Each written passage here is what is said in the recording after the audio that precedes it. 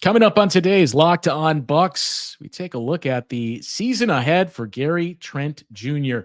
Is he poised to be the best of the bunch? We've seen a two-guard next to Giannis during this era. And we take a look at a big injury out of Philadelphia, something we just touched on a day ago. We have the latest on Paul George and what his status may be for the season opener against the Bucks next week.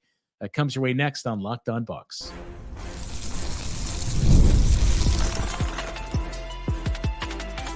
You are Locked On Bucks, your daily Milwaukee Bucks podcast, part of the Locked On Podcast Network, your team every day.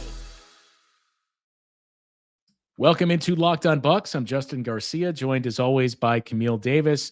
We thank you for making Locked On Bucks your first listen every day, free and available wherever it is you get your podcasts. You can find us on YouTube as well, all part of the Locked On Podcast Network, your team every day.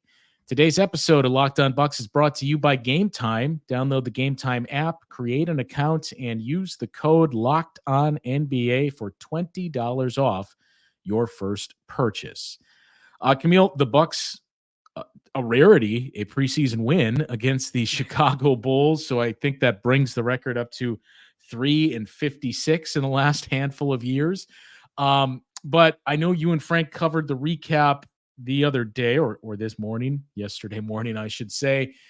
And one of the names that, I don't know if popped is the right word, but one of the names that stood out was Gary Trent Jr. for not necessarily his scoring and shooting, but it was another one of those games where we saw the active hands of Gary Trent Jr. forcing the steals, reading the passing lanes, and getting his hand on a lot of passes, something that we've heard and seen in some cases DeLon Wright able to do as well.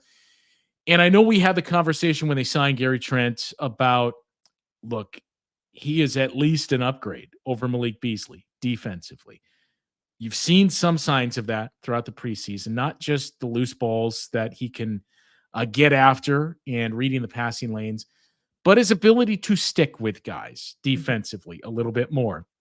And if you look back at the history of the two-guard spot for the Bucks ever since, I don't know, how do we want to term this? Since Giannis became Giannis, because I know what the episode is titled here, and I'm sure there's going to be some people, even though majority of you still don't really view him as a great player, but I'm sure there's going to be some people that say, no, Chris Middleton is the best. And we get that. Chris Middleton has been a 3 for the last, 6 years. So we're really looking at that piece of real estate of since Mike Budenholzer arrived as the head coach of the Bucks. Is this the best that the Bucks have had at two guard? So I looked at some things for Gary Trent Jr.'s career. I looked at what Malik Beasley did in the spot and a few other guys. We'll get to some of those numbers. But let's just revisit the candidates here. So we had Malcolm Brogdon in that role. The first year of this era, if you will, with Mike Budenholzer there. We, of course, had Dante DiVincenzo take on that role as well. Grayson Allen took it for 2 years. Last year, it was Malik Beasley. Those, I think, are really the 4 guys worth pointing out. You've had Wesley Matthews. Wesley Matthews was there primarily for his defense. Is there anybody else we're missing in this conversation? Just a friendly shout out to Tony Snell. Just to throw it out there.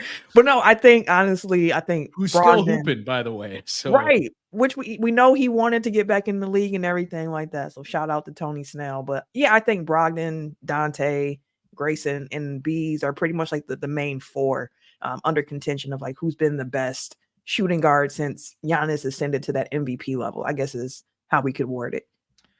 So as we get into some of these comps and this overall discussion, without any numbers in front of you, your instant reaction when I said who was the best of that group during this era of Bucks basketball, who would you choose? My initial reaction was the Prez. It was Malcolm Brogdon. That was the very first one that came to mind for me. And just given how the divorce kind of happened there with him wanting to be more on ball and not be that 2 guard because of his talent. So for me, I went with Brogdon because one, he had the defense, which was a big piece of what is asked for that two guard. Not saying he was Drew Holiday or anything like that, but Malcolm Brogdon was a good defender. In addition to that, he just had a nice poise about him. You could also rely on him for some playmaking. You could rely on him to knock down the three as well. He was pretty consistent in that realm as well, even though he didn't put up a high volume of threes. Like I remember him shooting like over 40% from three while he was in Milwaukee. So Brogdon had like the full package, in my opinion, which is why when the whole debate came down of like Bledsoe or Brogdon, which way do you go? I understood all the people who were really upset that Malcolm Brogdon got let go. So I think I would go that route just for overall like best player. But it's interesting to think of, I'm not sure if the role required of the two Giannis at this point would need Malcolm Brogdon's skill set, but overall, I think he's the best one. What about you? Well, so let's just take a look at Malcolm Brogdon's candidacy here. So it was 1 year that he was the starting two guard for the Bucks, and that, of course, the year that Bud arrived and they won 60 games and reached the Eastern Conference Finals. He started 64 games, played in 64 games. Every one of them he started. And that's when he had the 50-40-90 season. He shot 43% on three-pointers, which at first glance you would think, man, that's even better than I remembered. But I think the caveat with it is, he took about 3.5 per game. And often I remember years and years ago, I'd like to joke, wasn't the quickest shot, the old musket delivery that Malcolm Brogdon had. And there were some other frustrating parts of the game with Malcolm Brogdon as well. For whatever reason, there was no connection between he and Giannis, and especially when it came to the fast breaks. Oh yeah, he could hold up against bigger guys defensively. I think we'd be quick to point to, remember those couple of times that he had to take on the LeBron James assignment?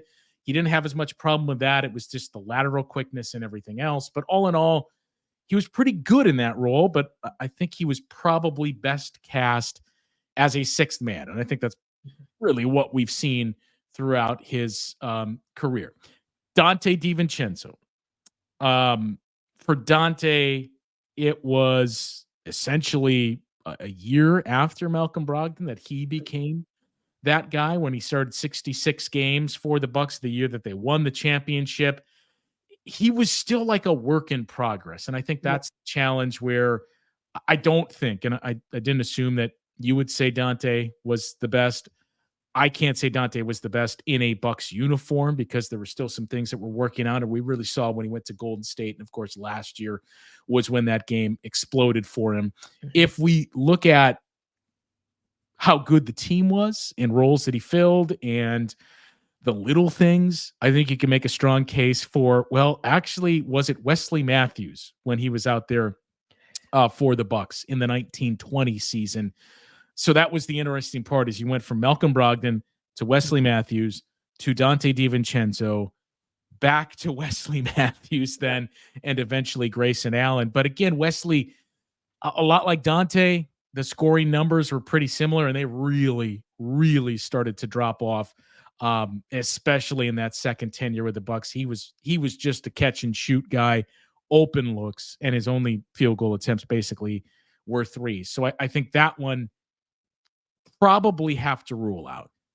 I would probably say the best that's been in this role was Grayson Allen, who basically did it for 2 years. And, the scoring numbers, if we just look at the back of the card, basketball card numbers here, he was about 11 points per game that he averaged those 2 years that he started for the Bucks. But he was a terrific shooter, 41% his first year in Milwaukee, 40% the second year. All the knocks that he took defensively, I think we saw last year. Well, it does get worse. That it can have worse options out there than this. And I've long maintained that, Grayson Allen at least knew what his assignment was. His flaw was just his size. And that was not the case with Malik Beasley. I think if we wanted to look at just the raw numbers and say who performed the best offensively, you could make a strong case for Malik Beasley. You can make a strong case for Malcolm Brogdon. I think just checking off everything, and the fact that this is 2 years that we're talking about that this guy got to sit in this seat versus 1 for everyone else, I would probably go with Grayson Allen as who has been the best in this quote unquote modern era of Bucks basketball at that 2 guard playing next to Giannis. And I think that's what makes this all the more fascinating with Gary Trent Jr. is, okay, that's what you're up against. Mm-hmm. On paper, I think if you asked most basketball fans, casual fans, who's the best player of this group? And let's leave Malcolm Brogdon out of it. But if you said Grayson Allen, Malik Beasley, and Gary Trent Jr., I would guess overwhelmingly Gary Trent Jr. is going to get a majority of that vote. So when we get into more of this conversation, I want to take a look at some of the numbers from those guys. I know we talked about the raw scoring numbers, but the opportunities that they had, what Malik Beasley did last year, because that's probably the best comp with the coaching crossover of what you could expect to see and what career highs from Gary Trent Jr. have looked like throughout his career. It leaves me very optimistic for what we're going to see out of Gary Trent Jr. this upcoming season. So we'll get into what we think we can expect from Gary Trent Jr. coming up after the break here on Locked On Bucks. Hey, NFL fans, you can start the season with a big return on FanDuel, America's #1 sports book. So when you get a hunch in the middle of the game, you can check out the latest stats, view live play-by-play, and so much more, all on the same page where you place your bets. You get started with $200 in bonus bets guaranteed when you place your first $5 bet. $200 doesn't even have to win. Just place your first $5 bet and you get those bonus bets. To get started, head over to FanDuel.com. So, Camille, and I think the big piece of this too is, I suppose, what do you think? Who is a better defender, Grayson Allen or Gary Trent Jr.? My instinct says Gary Trent Jr. In large part, I think it's also, and this could be wrong, but just thinking about the Grayson Allen's playoff performances as well and how he tended to be a target, like that's one thing that pops out into my mind when I think about Grayson. I don't think that he's necessarily a bad defender. Yeah. Average at best is what I would give Grayson, because to your point, like he just had the IQ of like, I know what I need to do. He was assignment sure. But there were ways to take advantage of Grayson Allen on the defensive end. And I feel like Gary Trent Jr. has a higher upside. But the thing with Trent, and I'm seeing it a bit in the preseason, is like the man loves to gamble.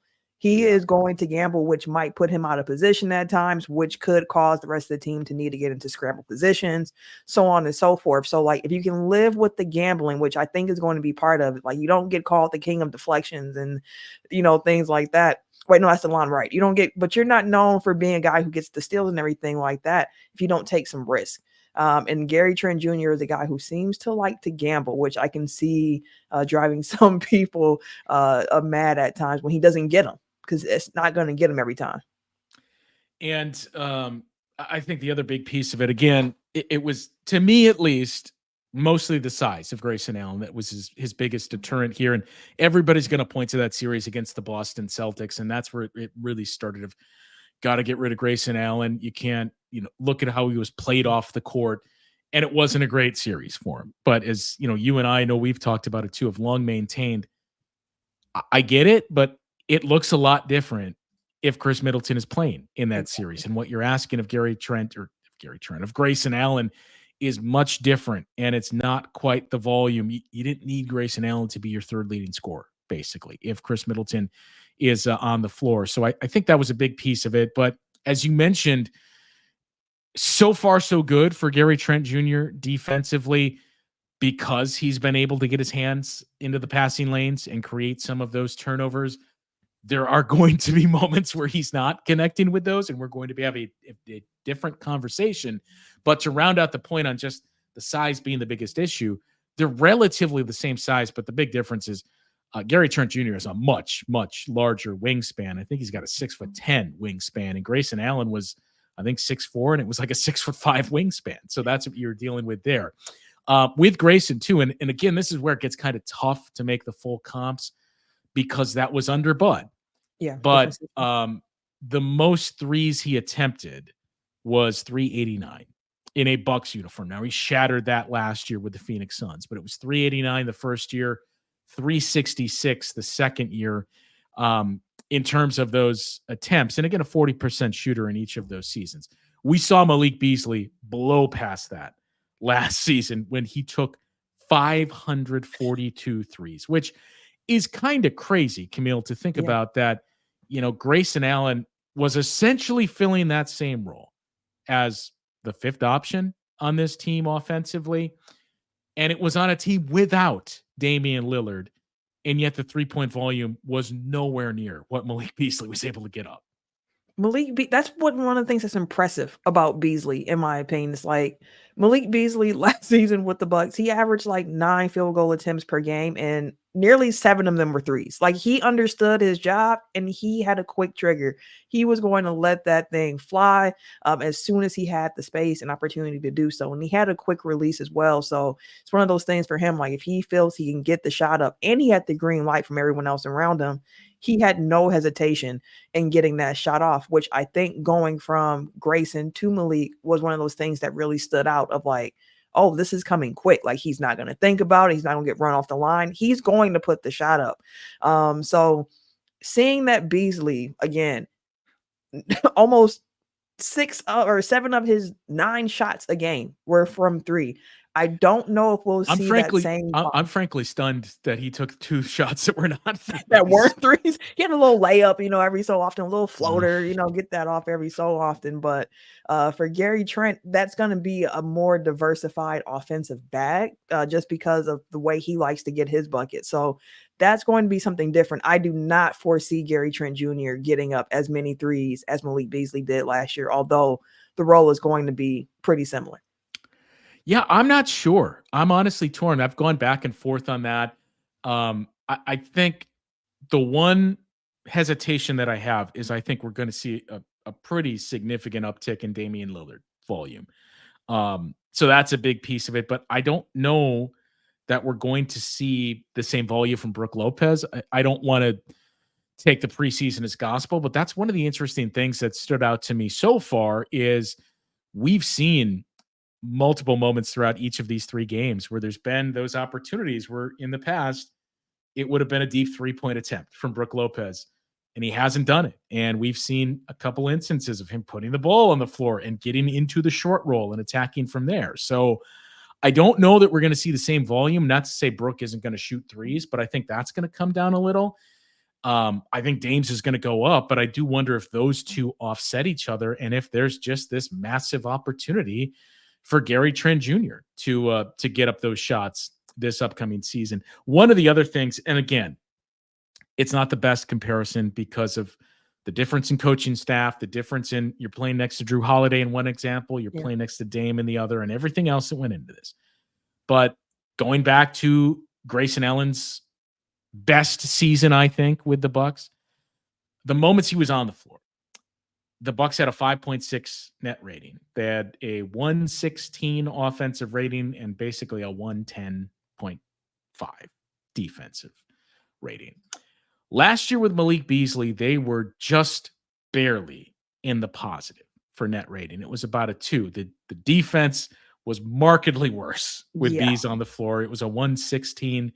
And the offense, you weren't really seeing all that much improvement. It was a 118 that you had there. And when you pulled Beasley off the floor, this was what was even more interesting, is without Beasley, the offense got a little bit worse. It was a 117.6, but the defense got even worse, a 119.9. So they had a negative net rating with Malik Beasley off the floor. I don't know about you, Camille, but what I take from that is one of the other things that we've talked about so far through the offseason and early in the preseason here, when we made the case for why this team is going to be better, the options behind Beasley they weren't great. As much as we want to say, well, Beasley's defense, this and that, as we saw, especially in the playoffs, this was nowhere near a deep enough team last year. Yeah, absolutely. Which, again, I mean, it's preseason. There's only so much you take from it. But just seeing Prince on the court, and when he's, guarding Giddey and he's picking him up at half court and he has the size to be able to defend physically at the point of attack as well. And you look at Gary Trent Jr., you look at the fact you have Wright coming off the bench.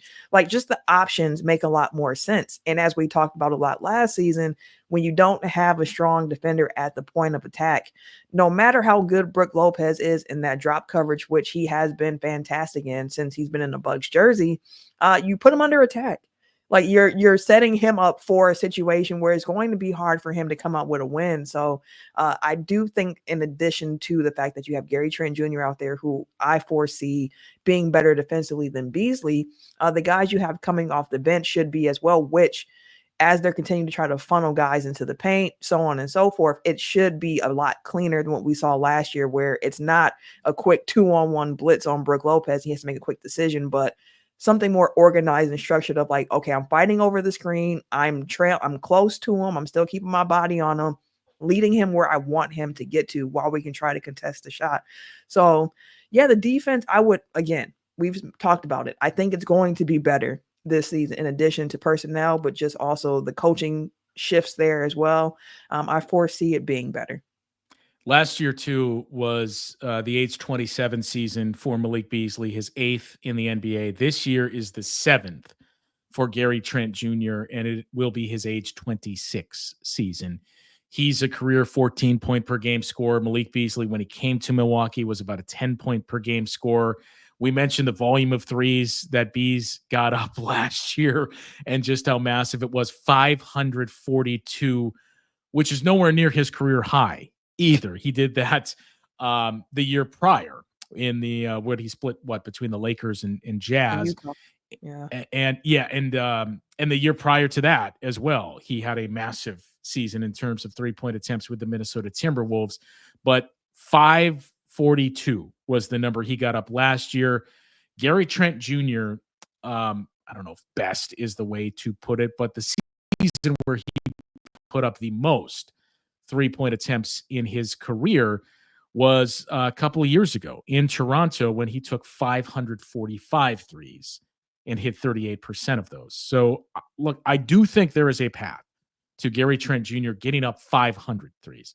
If you gave me an over under, and maybe we don't want to give away too much, and it's something we'll get to next week, I'd probably set it around like 485 or something. But the big thing, which none of these numbers that we can point to of, well, Bees did this and Gary Trent Jr.'s career best was this. The big thing that none of them can account for is, in terms of the comps, we can give you what Malik Beasley did with Giannis on the floor. We can't give you what Gary Trent Jr. did. We can go back years and give you, well, here's how it looked when he was playing next to Damian Lillard. But as Malik Beasley learned and told us numerous times last year, look, these are the most open shots I've ever had in my life, because Giannis and Damian Lillard are on the floor next to me. And I don't think Gary Trent Jr. is as good of a shooter as Malik Beasley is, but he's pretty good. It's at least in the neighborhood. And I do think those numbers are going to come up even more because of who's going to be sharing the floor with him. He was 39% last year, 37 the year before that, 38 the year before that. He's a career basically just under 39% shooter. I don't think it's out of the realm of possibility for Gary Trent Jr. to be a 40 or 41% 3-point shooter this year with the looks he's going to get. Yeah, I think that's realistic. It's just the volume for Gary Trent Jr. I'll be really interested in seeing, because like I mentioned, like, Gary Trent Jr. probably isn't as good of a 3-point shooter as Malik Beasley, but like, when you look at Gary Trent's offensive game, it's the fact that he can create on different levels. So that's why I'm like, I'm not sure how many 3-point attempts we'll see from him purely, just because I know he can get to it in other ways on the court. He likes to get into the mid range. He likes the floaters. He likes his little step backs. He's a creative shot taker. So again, I'm not hoping that, he gets a catch and it's an open 3 and he's passing it up or anything like that. But I do wonder too, with his role in the team, if he's running the second unit, for example, and if he's out there in that situation where he's not using the gravity of a Dame or a Giannis, and it's more so, all right, I'm out here to get some buckets with Bobby or whatever the case may be. I do wonder what that looks for his attempts. But I do think that the looks that he gets, he can be very efficient with them. Some final thoughts on this, on the Gary Trent Jr. Malik Beasley comps. Leave your thoughts in the comments as well. Who has been the best 2-guard of this era. Again, it's kind of predating. Chris, as the 2 guard, predates what we're looking at here. So it's primarily those 4 names that we kicked around. So who do you think has been the best that's played next to Giannis? And is Gary Trent Jr. poised to become the best of that group? And we mentioned the injury news out of Philadelphia. So we'll get to that as we start to wrap things up here on Locked On Bucks. Time to talk to you now about our friends over at Game Time. It's an exciting time on the sports calendar. Once we get to October, you, of course, have NFL games, NHL, hockey going on as well. I just checked out my St. Louis Blues when they were in Milwaukee. You've got the NBA returning. Preseason is here. Next week, the regular season is there.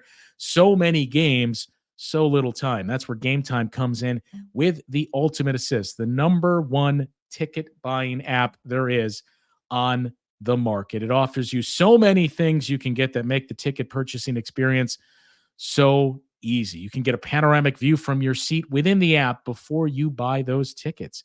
Toggle on the all-in pricing feature and you can see the total cost up front. No sticker shock and surprise fees once you get to checkout. Comes with the lowest price guarantee where Game Time will credit you 110% of the difference if you find those seats cheaper elsewhere. And best of all, your purchase is covered with the most flexible customer service policy in the ticketing industry. So take the guesswork out of buying tickets with Game Time. Download the Game Time app, create an account, and use the code LOCKEDONNBA for $20 off your first purchase. Terms apply. Again, create an account and redeem that code LOCKEDONNBA, LOCKEDONNBA, to get $20 off your first purchase. Download Game Time today. What time is it? Game Time.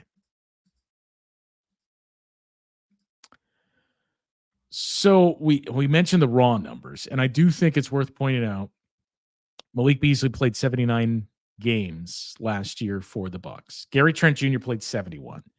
So if we just look at the averages, he's consistently been at about 7 to 7.5 3-point attempts as Trent since his 3rd year in the league. And last year, Malik Beasley averaged just under 7 3-point attempts per game. So I think he's going to match the volume. I do think Damian Lillard is going to take 10 or more threes per game. It was 8.5 a year ago. Brook Lopez took 4.5. I think that number might be 3.5. Yeah. So I think the volume is going to be there for him. Taurean Prince, I suppose, is one of those bandits that we could point out. Maybe Bobby Portis takes some more as well. But I get your point on the other things that Gary Trent Jr. can do. I think that's primarily going to come assuming they stagger things this way when he's playing with that second unit and really leading the offense if you're resting Giannis and possibly Damian Lillard at the same time. But those minutes he's out there with Dame and with Giannis, I mean, regardless of how more equipped you are to do other things, we've seen what the role is in Milwaukee for that spot for the last 6 years. Play defense, or at least try to play defense, and sit in the corner and knock down open shots. Yeah, and he's going to have to knock down some open shots. I'm curious to see, too, as the Bucks offense starts to insert more plays and more actions and whatnot. What does that look like? Because I know one thing that we've heard about how the team was, how they got themselves organized offensively in past years was like there's a lot of standing around here and waiting for something to happen. So I am interested in seeing, too, what the off-ball movements are going to look like for this offense and what that might do for some other players as well with their actions and what that sets up for them. But yeah, I think Gary Trent Jr., as we talked about, again, a great pickup for the Bucks. I think he's going to be able to do the things that the Bucks require from that position, which is knock down those open threes and play some defense. At the bare minimum, that is what is going to be asked of you as a 2-guard in Milwaukee when you're next to Dame, when you're next to Giannis, when you're next to Chris, so on and so forth. But I'm excited to see it. Like, first and foremost, I'm excited to see it. But I think that there are going to be some of those 3-point bandits as well on this team, just kind of take some of those looks away from them. So if I had to, we might do the over-unders next week, but like, if I had to go, like, does Malik Beasley surpass or does Gary Trent Jr. surpass the 3-point attempts that Bees had? Total or per game? That's a great question. Either, actually. Either. I think I would go the under. And again, when you had Malik Beasley on the floor with Giannis and Dame last year, that offense was very, very good. As you know, we pointed to with those 5 starters, it was very, very good. Both sides of the ball, a 122.6 offensive rating. It was basically a plus 12 net rating.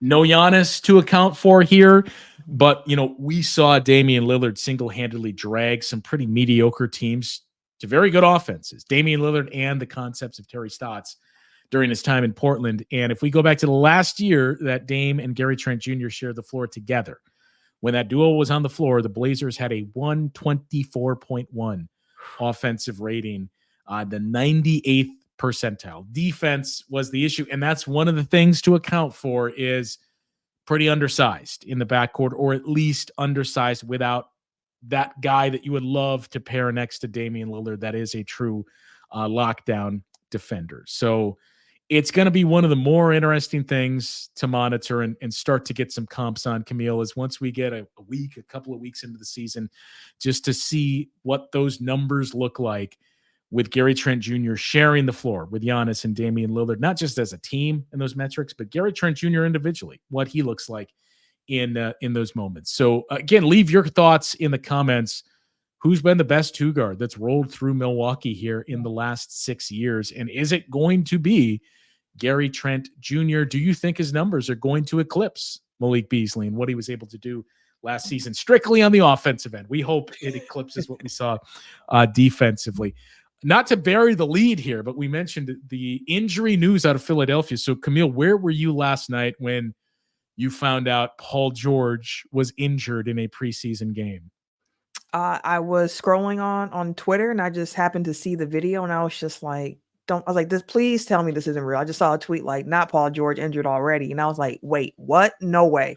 No way. And then I saw the video, and I was like, I hope it's nothing serious for him, because yes, this is a Bucks podcast. We want the Bucks to win, so on and so forth. But I say it often, I'm a fan of basketball. I like to see everybody as healthy as possible. I like to see the players hoop. So I hope it's something serious for Paul George. But coming out, it sounds like it's a minor hyperextension. It shouldn't be something that keeps him sidelined for too long. But I mean, the latest news that we saw is that he's going to be evaluated in a week, which does that mean he might have to miss the 76ers season opener against the Milwaukee Bucks? Because looking at that timeline, it's going to be coming very close to that season opening game. I mean, I think definitely, if you say reevaluated in a week, I take that as, okay, you're going to play in 2 weeks then, something like that. So I would assume he's not going to play in the season opener for the Bucks and the Sixers 1 week from today. And yeah, I mean, I'm not rooting for Paul George or Joel Embiid or anybody on the Sixers to get injured. I know you're not either, especially the timing of yesterday, us talking about the games played for Chris Middleton and that duo of Joel Embiid and Paul George, and the old, don't throw stones, don't throw rocks when you live in glass houses. We've experienced injuries for this team the last few years, so we don't want to wish that on anyone either. But it is the one thing that's out there that, as much as we want to talk about Chris Middleton, as much as you want to talk about the questions surrounding the Bucks and their age, maybe not with the full roster, but there are age questions with Philly, and there are certainly injury questions with Philly. So they had a great offseason, but it's one of the reasons why, I think we started with kind of pushing back against the New York Knicks, but it's one of the reasons why we've been not so quick to just concede the conference to every other team, because number one, you never know what's going to happen in terms of injuries. But as we experienced last year, it's not just injuries. It's everything. It's making coaching changes, scheme changes, chemistry, bringing in new pieces and how those fit together, especially very, very close to the start of a season. You just never know how it's going to go. And I think it's one of those things that makes this season, I feel like we've said this the last few years, but this season especially, the most interesting season I can remember in the Eastern Conference. Like, there's been talk about parity in the NBA for a few years now. I mean, we just had our 6th different champion in 6 years with the Celtics winning this past year. So it's one of those things where I think that's why we keep having a conversation of, oh, it's going to be one of the most interesting years in the conference, because the conference and the league in itself just keeps getting more interesting, because you see all the different avenues and reasons why other teams could take that throne. Like, yes, you go into the season, you have your favorites in each conference. Yes, the Celtics in the East, what probably like the Thunder in the West. Like, I get it, but there are so many teams where you can say, here's the pathway I can see to them winning a championship, and it's not absurd. And for the Bucks, that's one of the things when you think about, it's always like, oh, the health and the injuries, which fair for them. But there are health concerns and injury concerns for other teams in the East as well. Philly is one of them. I mean, you look at Cleveland as well. They spent a lot of last season putting pieces together. It's just that during the regular season, when guys were injured, they were able to pick up that slack and keep winning. But then you saw in the playoffs without Jared Allen how that was starting to look for him. So, like, yes, health is going to be important. And assuming health, like, I don't understand why people have been sleeping on the Bucks when they still won 49 games last year amidst the coaching switch, amidst blowing up the roster right before training camp and figuring that out. Like, there are so many reasons I'm high on this team going into this season. We've said it before. I mean, the Knicks, the Sixers, the Bucks, the Cavs, the Magic, the Pacers. Everybody loves the Magic and Pacers. One of those teams is going to be in the play-in tournament, maybe even multiple, depending on what happens if Miami Heat comes back and has a resurgent season. So did you think Philly and the injury to Joel Embiid was the reason why? But nobody thought Philly was going to be in the play-in tournament when the season started a year ago. And it just goes to show you how important health is, and especially for a team like the Bucks and any of those other top-heavy teams out there in either conference. We have a post-game show coming up for you tomorrow. Actually, no, Friday. We have a post-game show. These days are already starting to bleed together for me. So Thursday night, the Bucks wrap up the preseason in Dallas against the Mavericks. So we'll have some takeaways from that. We'll start to preview that game on tomorrow's show, see if there's any other news that develops. I know we're already starting to see our top 100 players lists. I think ESPN just put theirs out, and we saw 2 Bucks in the bottom 50. And I'm sure more and more season previews and predictions are going to start to come out to react to as well. You mentioned, we both did, we do plan on doing some type of over-under show or shows that are going to run early next week. And I suppose we can say, still working on the day. We're hoping to set it up as like a season preview. But Chris Johnson of the Here District with Marcus Johnson is going to join us on the show next week as well and share his thoughts on the offseason, on this team, his thoughts on the Eastern Conference, and to everything else. So we got a lot leading into the season arriving on next week's set of shows. That'll do it for today's show, though. For Camille, I'm Justin. We will talk to you once again tomorrow on Locked On Bucks.